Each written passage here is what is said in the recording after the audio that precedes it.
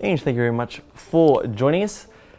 Firstly, at this juncture, one day out from your first game and after 2 weeks of preparations, are you contented with the progress your team's made in those 2 weeks? Yeah, absolutely.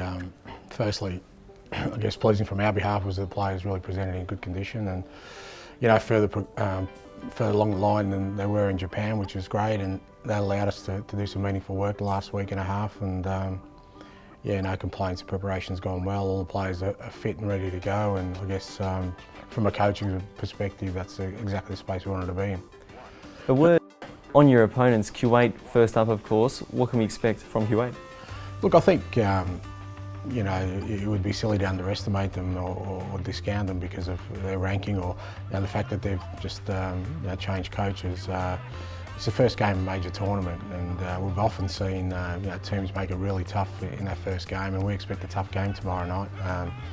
Certainly from all our scouting suggests that they'll work hard defensively, but they've got some real threat in the attacking part of the game, and we're going to have to really be concentrating for the full 90 minutes. Important to get off to a good start. I think if we can get off to a good start and get on top of them, that hopefully will mean we can dominate the game, but we're preparing for a tough one.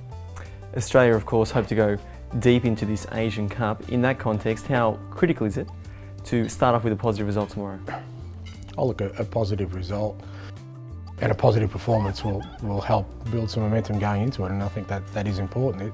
It's not the end of it tomorrow, whether we win or lose or otherwise, the tournament's still got to be played, but 3 points in your first game just sets you up perfectly, and a strong performance means, from a psychological perspective, the players feel really good about themselves, and we can start putting some pressure on the other teams in the other games. So, we've done a lot of work to make sure we're ready for this first game. You've spoken a lot in the lead up about how valuable it will be to play in Australia, but for yourself personally, is there some sentimentality attached to playing a match in Melbourne when you start your career?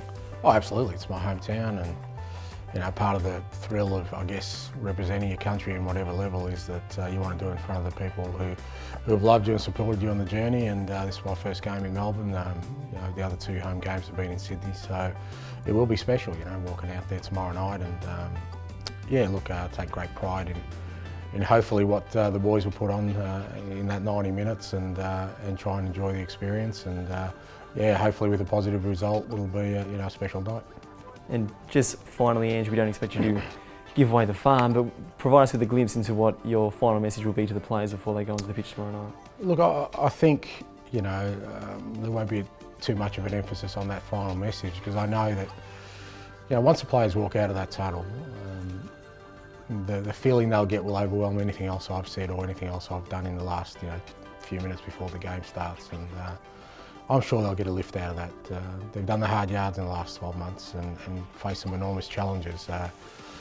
Walking out with a sea of green and gold and the singing of the national anthem, I'm sure will spur these guys on to greater heights. Well, Ange, we're all with you. We wish you all the best in the tournament opener against Kuwait tomorrow. Thanks, man.